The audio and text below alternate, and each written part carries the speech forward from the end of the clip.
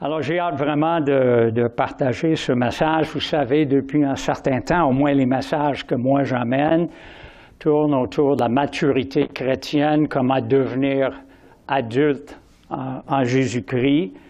Cette semaine, j'avais même mis une courte vidéo sur ma page Facebook en anglais de 8 minutes sur le même passage, comment devenir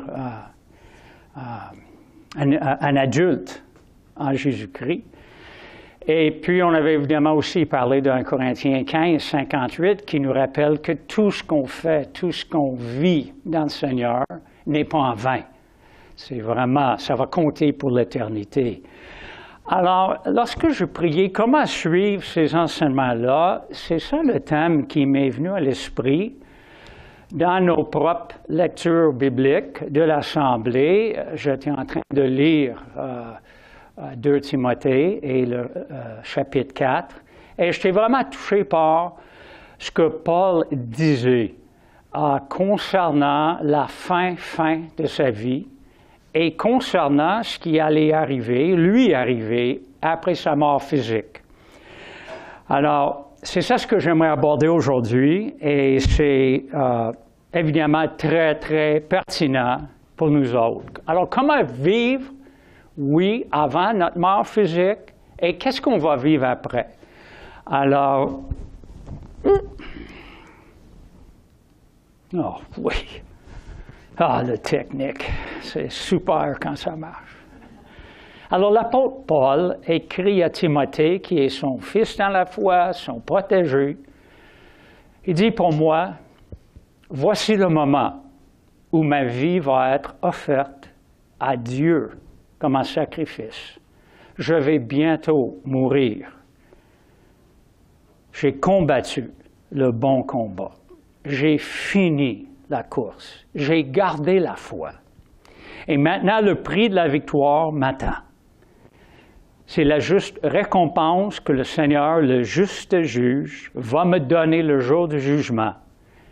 Jésus me la donnera à moi, mais il la donnera aussi à tous ceux qui attendent avec amour le moment où il paraîtra. Seigneur, prends ces versets et fais en sorte que ces versets nous touchent, nous transforment, parce que ta parole est vivante. Alors, parle à chacun et chacune et aide-nous, Seigneur, à avancer avec toi, à mieux vivre maintenant et à vivre en anticipation de cette vie après notre mort physique. Amen. Amen.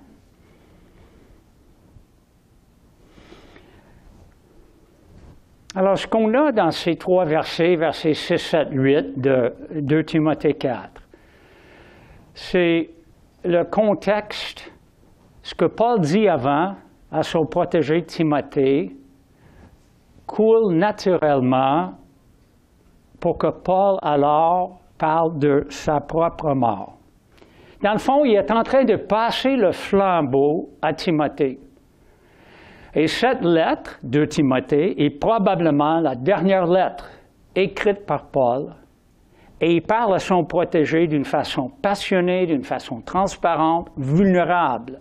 Et c'est ça ce qu'il dit, le verset avant. Mais toi, Timothée, garde la tête froide en toutes circonstances. Supporte la souffrance, travaille activement à l'annonce de la bonne nouvelle et accomplis jusqu'au bout ton service pour Dieu. Alors, Paul sait qu'il va bientôt offert un sacrifice. Et il souligne que Timothée, alors, a besoin d'entrer pleinement en possession de son propre ministère que Dieu lui a donné. Et ça nous fait penser, évidemment, dans la Bible, on voit tellement de pères, de coéquipiers. On voit Moïse avec Josué. Et il y a un moment où il passe le flambeau. On voit Élie avec Élisée, et la même chose. Il arrive un moment et Élie passe le flambeau. Il y a Jésus et Pierre, même tout Pierre. Alors, nourris mes brebis. Paul, Timothée, il y en a d'autres.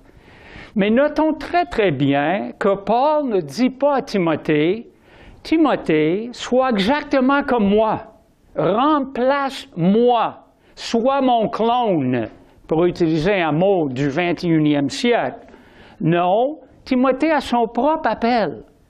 Il faut bien comprendre, et on va le voir à travers tout ce qu'on lit aujourd'hui, l'importance d'être convaincu de notre appel, de notre cheminement, de notre chemin avec le Seigneur, et de ne pas essayer de tout à fait incarner le cheminement d'une autre personne. Ce n'est pas notre appel. Il n'a pas dit à Timothée, arrête d'être pasteur à Éphèse et commence à planter des églises partout. Non, il ne disait pas ça non plus à Tite ou à d'autres. Paul était Paul, il y avait un appel unique. Et c'est à nous aussi de découvrir, alors quel est notre appel unique?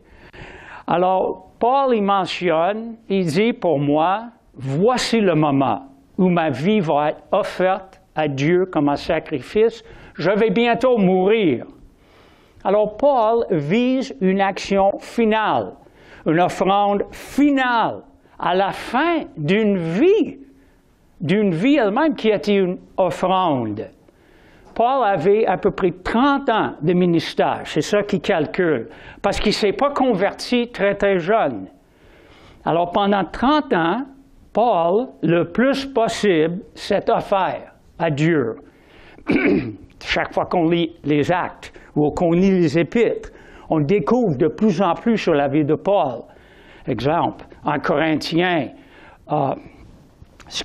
2 Corinthiens 11, où il fait une liste de toutes les souffrances qu'il a eues, puis les attaques. Ce Paul a donné son temps, son argent, ses projets, son corps, son cœur. Il a donné tout ce qu'il pouvait, en offrant de Jésus-Christ. Alors, ce qui arrive maintenant, il sait qu'il est face à la mort, il sait qu'il ne va pas sortir de la prison romaine, il sait que l'empereur va le juger et condamner. Il sait d'avance. L'Esprit Saint lui a communiqué ça, et peut-être aussi des indices qu'il voyait autour de lui. Alors il dit, voici le moment où ma vie va être offerte à Dieu comme un sacrifice. Et quand il dit du moment, c'est Yves qui nous parle souvent que dans le grec, il y a 2 mots pour temps ou moment. Il y a chronos, où nous, on utilise chronos ou chronologie, où ça parle du temps qui passe, qui coule, mais aussi kairos. Ça, c'est un temps spécifique, un temps vraiment particulier. Alors, Paul reconnaît, je vis un temps kairos, un temps choisi par Dieu. Ce n'est pas les humains qui contrôlent, dit Paul. Ce moment est voulu par Dieu, c'est le temps que je quitte. C'est mon temps. Il ne lutte pas contre cela, il ne résiste pas, même il dit, alors quel privilège pour moi, un peu comme Jésus, de donner ma vie à Dieu, de me livrer volontairement jusqu'en sens à la mort. C'est un moment kairos. Dieu a choisi ce moment pour que Paul meure. Et comme un sacrifice, il trouve partout dans l'Antiquité des dessins, évidemment pas des photos, des tableaux où les gens déversent des liquides, déversent pour offrir au Dieu. C'est un symbole que tu t'offres entièrement toi-même à ce Dieu-là, des minuscules, ou bien au vrai Dieu. Et il dit, je vais bientôt mourir. Et le mot est particulier. C'est un euphémisme. C'est le mot pour un bateau où les marins vont délaisser les cordes, vont les enlever, vont les mettre dans le bateau, et le bateau va partir tranquillement et va s'en aller. Paul dit, mon bateau est en train de partir. Moi, je pense à la fin ou presque la fin des Seigneurs des Anneaux, quand il y avait Frodo, qui est tellement blessé, puis porte des blessures, puis son moment Kairos arrive et embarque dans le bateau avec Gandalf et tout ça, là, et toutes les autres personnes avec qui il embarque. et il s'en va. C'est ça que Paul dit. Je m'en vais. Ou en bon québécois, je m'en vais. Je m'en vais. Wow! C'est smooth. Il a été décapité. Pas très smooth. Mais lui, il voit ça comme smooth. Doux. Il va partir. Doucement. Et il est prêt. Alors, en étant sur le bord de cette mort physique, Paul commence à penser, à réfléchir à sa vie passée. Oh, j'aime tellement ce son-là. Seigneur, donne-nous un petit enfant. OK. Et j'aimerais que vous priez la même chose. 30 ans de vie. Il est en prison et il commence à réfléchir. C'est 30 ans de service. Et il arrive à 3 affirmations. Et dans ces 3 affirmations, il nous enseigne tous comment bien vivre avant notre mort physique. Comment bien vivre notre vie entière. Et je dois vous souligner que ces 3 affirmations, c'est sûr que les détails particuliers s'appliquent à Paul et à sa vie, mais les 3 affirmations s'appliquent aussi à nos vies. Et on va voir le pourquoi. Alors, qu'est-ce qu'il dit en premier? J'ai combattu, et le mot peut être beau ou bon combat. Il faut vous dire, je ne comprends pas ceux qui aiment se battre. J'aime pas la souffrance émotive, j'aime pas la souffrance physique. Moi, j'ai joué tous les sports presque quand je grandissais. Mais rendu à l'âge de 13, 14, 15 ans, il y avait des sports que j'ai commencé à délaisser. Pourquoi? Parce que je ne voulais pas souffrir physiquement parlant. Je parle du football américain. J'étais tanné, là, je pesais 90 livres, puis un gars, un gros jaune, on avait mentionné Duvernay-Tardif, là. Une fois, j'étais face à un gars qui pesait 160 livres, et je pesais 90. Alors, j'ai dit, OK, je prends mes claques, et je change de sport. J'ai joué 4 ans de hockey.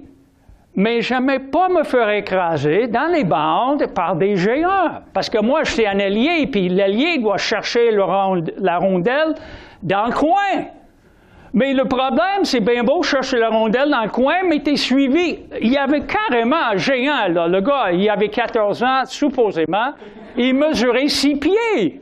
Moi, je mesurais 5 pieds 2, encore une fois, écrasé dans le bande. Et une chose que tu fais une fois, si tu joues au hockey, tu ne vas jamais refaire.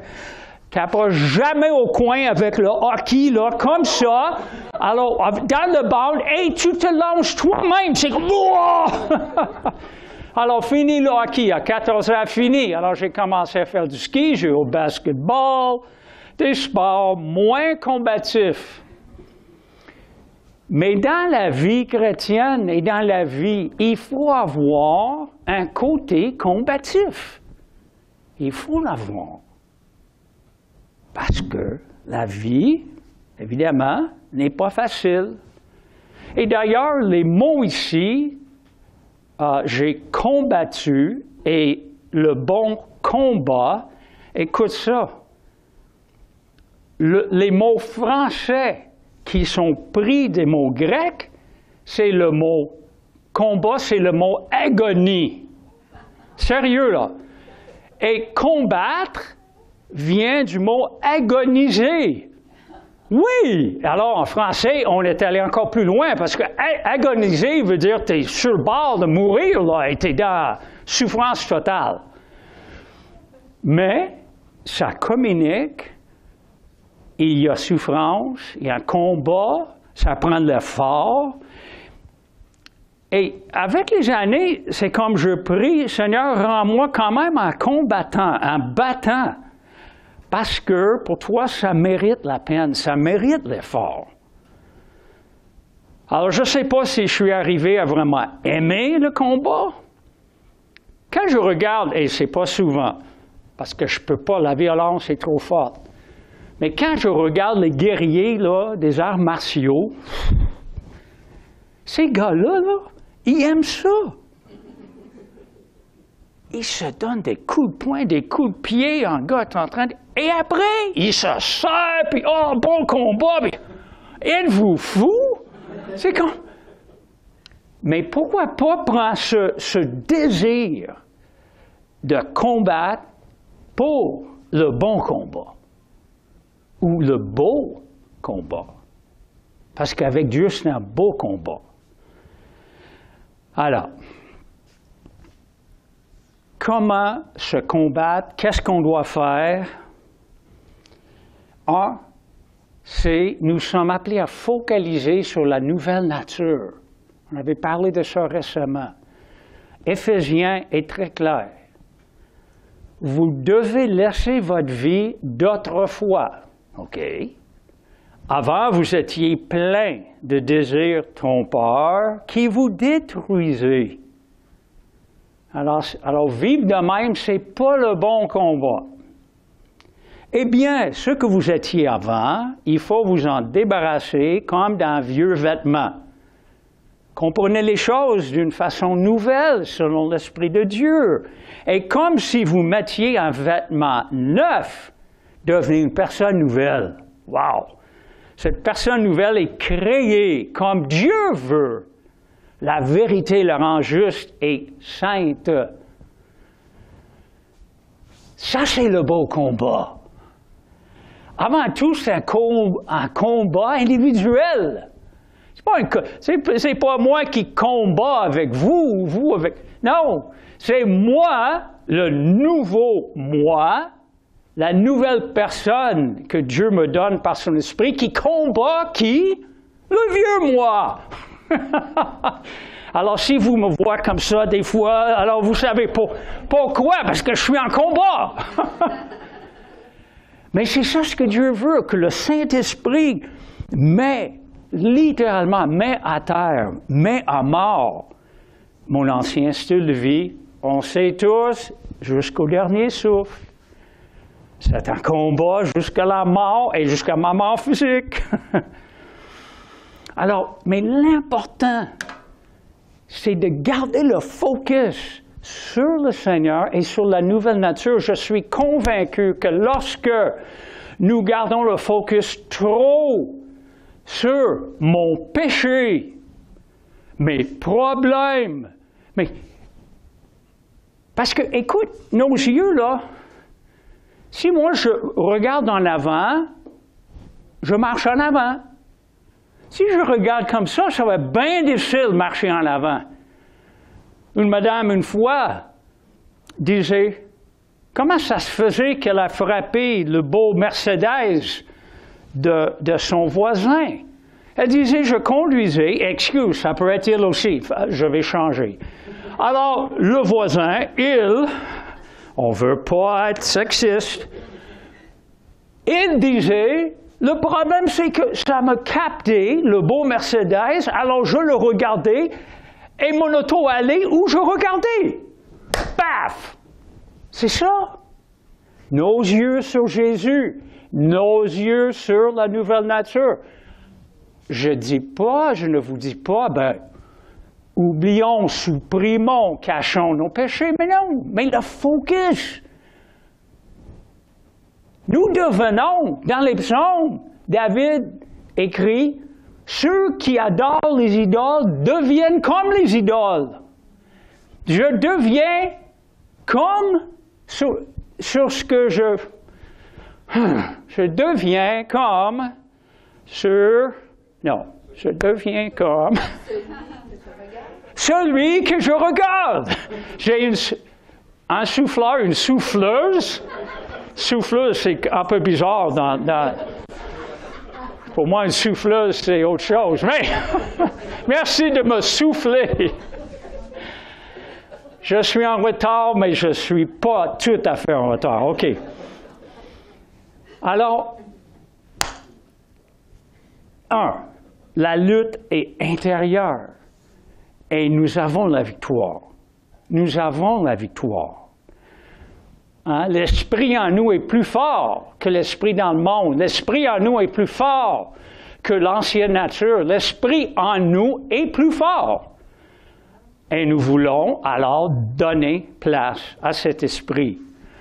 2, nous voulons combattre en entrant dans le monde comme Jésus est entré dans son monde.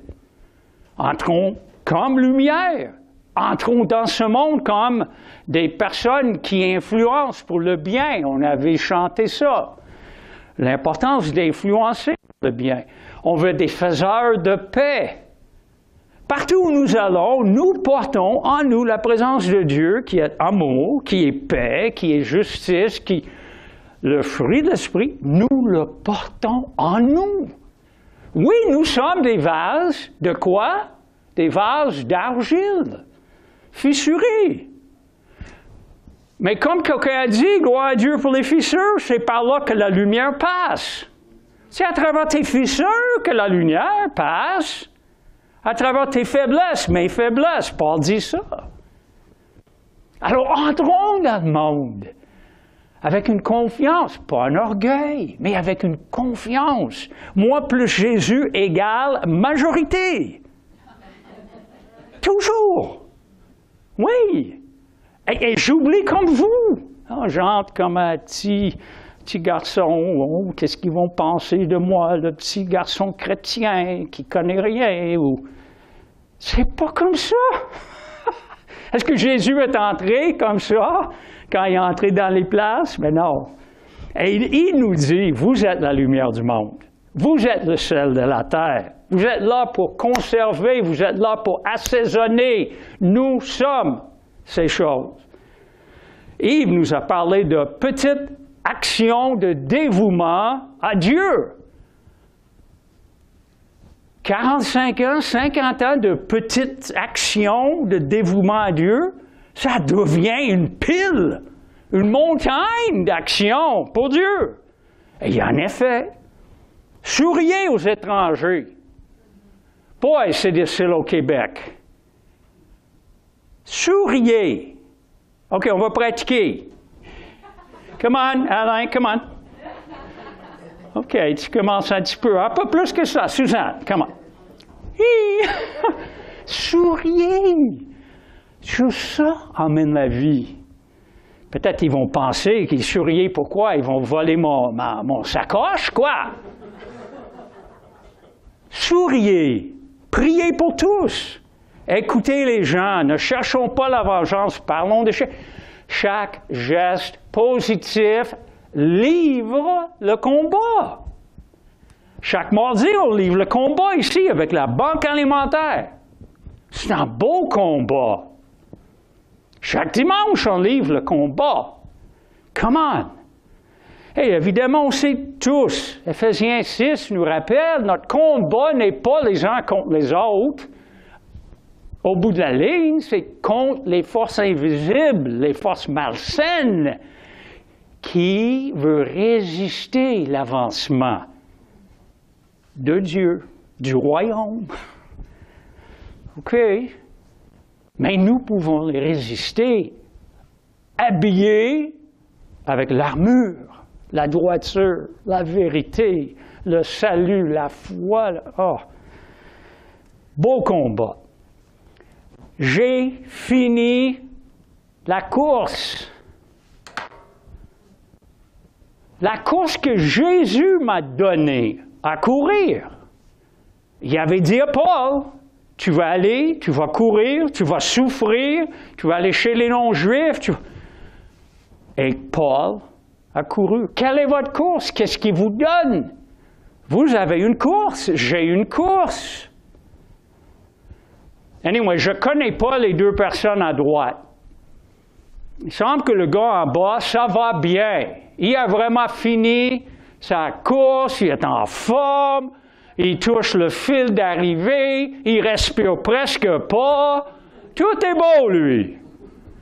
La madame en haut, est-ce que c'est sexiste? Anyway, la madame en haut, elle va terminer. Incroyable. L'effort. Elle refuse de ne pas terminer. Alors, elle va à quatre pattes. C'est fort. On parle ici là, d'une course humaine, d'une course. Pourquoi? Pour gagner quelque chose, ou peut-être elle veut faire son meilleur score qu'elle a jamais. Je ne sais pas. Mais si elle est prête à ramper à quatre pattes pour finir cette course, avons-nous le désir de bien terminer notre course chrétienne? Une des scènes qui est gravée, presque brûlée dans mon cerveau au niveau de la passion de Jésus, hein? Gibson, c'est quoi son prénom? Mel Gibson. C'est Jésus. La persévérance pour terminer la course, pour arriver à la croix. Il subit. Et littéralement, à la fin, là, sur le mont Calvaire, lui aussi rampe. Et évidemment, on ne sait pas, mais dans le film, les soldats romains n'ont même pas besoin de le mettre sur la croix. Il va de son propre gré. Il rampe et il se place. Ça, c'est un gars qui offre sa vie et qui va jusqu'à la fin.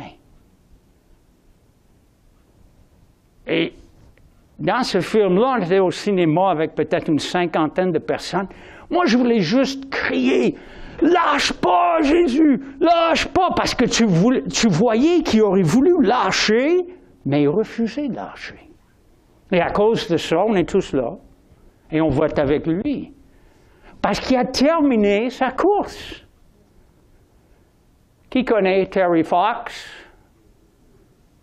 L'histoire de ce gars-là est incroyable. Je vous dis, il est un type de Jésus. Il symbolise Jésus. J'ai aucune idée, chrétien, aucune idée. Mais c'est comme pour lui, le cancer, et Jésus, c'est le péché. Jésus va dealer avec.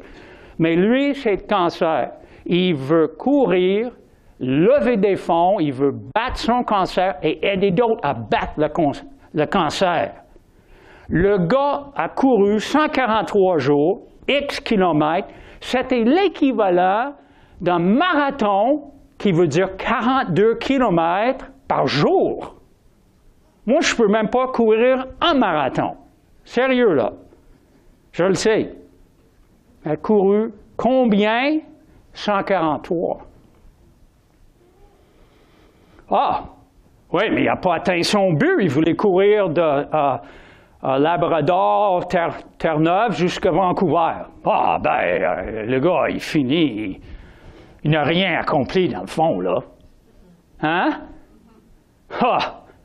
Voilà, j'étais à sa statue, là, près de Thunder Bay, il y a une grosse statue. C'est impressionnant ce qu'il a fait. Et le résultat, combien de millions, j'ai lu dans Wikipédia, 800 millions de dollars levés par... Ça, c'est un gars qui connaissait sa course et l'a terminée. Et lui a fait ça pour battre le cancer. Encore une fois, nous, on n'est pas lui.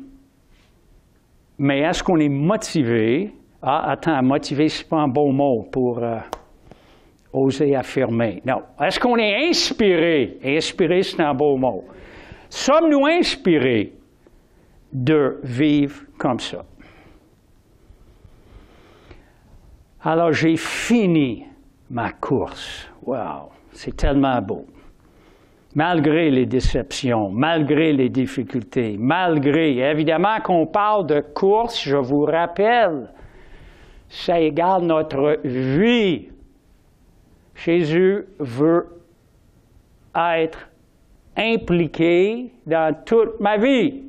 Mon mariage, avec mes enfants, avec mes futurs petits-enfants. Je ne sais pas si c'est une prophétie, mais... Alors, comment... Attends, j'ai manqué quelque chose. Attends. Excuse-moi. OK. Alors, captons la réalité que la vie chrétienne ne devient pas nécessairement plus facile avec les années. Et je sais que je l'ai déjà dit, ce n'est pas pour nous décourager. Mais, premièrement, est-ce que Dieu fait ça? Est-ce qu'il nous travaille toute notre vie jusqu'au notre dernier souffle? Alors, des fois, quand il nous travaille, c'est pas facile. Des fois, c'est joyeux. D'autres fois, moins joyeux. Mais, alors, juste, Dieu nous dit, je vais continuer à vous travailler jusqu'à la fin de votre vie. Alors, ça, c'est une des raisons que ce n'est pas plus facile. Plus je grandis dans mes années chrétiennes. Mais aussi, plus nous grandissons, plus nous devenons comme Jésus, notre vie quotidienne va avoir un impact grandissant. Et laissez-moi vous dire que Satan nous voit comme une menace grandissante et il viendra nous tenter, nous résister, nous combattre. Heureusement, plus nous grandissons, plus nous aurons le caractère de Jésus et nous serons de plus en plus capables de rester debout devant ce monde déchu et les attaques de l'ennemi. Mais ces attaques vont venir. Et lorsqu'une Église devient de plus en plus mature et l'Église commence à avoir un impact plus grand, c'est sûr, on va t'attaquer, cibler, ça va de soi. Il y a un ennemi. Et il ne dort pas. Il ne dort pas. Alors, il ne faut pas. Mais ça, c'est... Alors, j'ai terminé ma course et puis, j'aime ça. J'ai gardé la foi. Et cette photo-là, je trouve tellement beau. Et mon amour suprême pour Jésus est fondé sur son amour suprême pour moi. J'ai gardé la foi. Chers amis, la seule façon de garder la foi jusqu'à la fin, c'est ça. Mon intérêt à servir Dieu, j'aime lire la Bible. J'ai des amis chrétiens. Mon conjoint marche avec Jésus. Ces choses-là vont pas être assez, ne sont pas assez pour nous garder jusqu'à la fin. Le ministère peut tourner en mer, peut avoir une grosse chicane dans l'Église. Et soudainement, tout ton entourage chrétien se partage, se divise en deux, ou 3 ou 4. Ou peut-être votre conjoint ou conjointe ne marche plus. Ils peuvent même devenir anti-Jésus. Alors, il y a toutes sortes.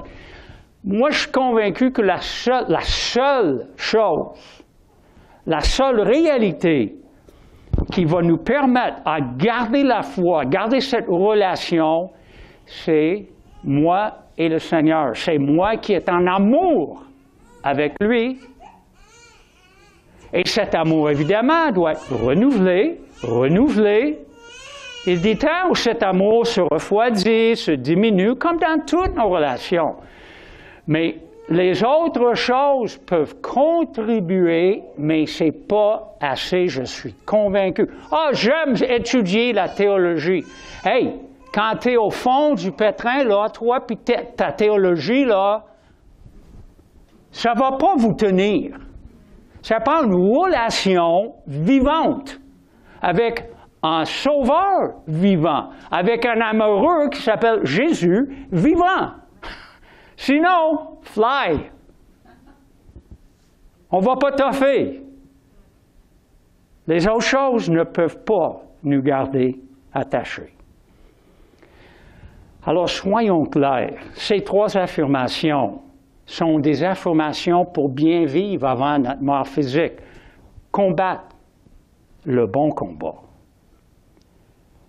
Terminer notre course et garder la foi. OK? Et captons une chose. Paul ne nous dit pas qu'il a parfaitement livré le combat. Il ne dit pas ça. Il ne dit pas non plus « j'ai parfaitement terminé la course ». Ça veut dire sans jamais trébucher, sans jamais un problème. Il n'a pas dit non plus « j'ai parfaitement gardé ma foi en Jésus », sans jamais broncher, sans jamais douter. Non! Mais il peut écrire, sans exagération, « j'ai combattu, j'ai terminé la course et j'ai gardé la foi ». OK, terminons. Alors il dit, pour moi la mort aux mains de l'empereur Néron et l'entrée en présence de Jésus. Et maintenant, le prix de la victoire m'attend. C'est la juste récompense que le Seigneur le Jésus va me donner le jour de jugement. Voilà, on va recevoir. Et le contraste, tout un contraste. Néron, l'empereur, va me juger et condamner, va me décapiter. Oui, mais Jésus, quand j'arrive là, Jésus va me recevoir, il va dire, tu es juste, tu es en relation avec moi, tu es en paix avec moi, et je te donne la victoire et la vie éternelle. Alors Paul est content que sa vie soit arrivée à la fin. Et promesse pour chacun de nous. Si, évidemment, on aime Jésus, le Seigneur Jésus me donnera cette récompense à moi, Paul, mais Jésus la donnera aussi à tous ceux qui attendent avec amour le moment où il paraîtra. Est-ce que nous attendons avec amour? Cet amour unique, cet amour précieux, chacun de nous a une relation unique avec Jésus. Unique. L'amour est unique. Et Jésus veut que ça soit comme ça. Et oui, il y a des fois, notre amour se refroidit, se diminue. Mais il y a toujours la possibilité d'être renouvelé. On voit la source en commençant. Ce n'est pas à moi de créer en moi un amour pour Jésus. C'est Jésus, révèle-toi encore une fois. Combien tu es aimable. Combien tu es bon. Et oui, en réponse, j'ai des actions, comme dans Apocalypse 2. Repens-toi, fais les actions que tu as faites au début de ta vie chrétienne. Oui, j'ai une responsabilité de répondre. Mais c'est seulement le Seigneur qui peut créer. Alors voilà. Comment bien vivre avant et après la mort? Combattons notre bon combat. On a chacun et chacune un combat. Terminons notre course. Gardons notre foi et recevons notre couronne.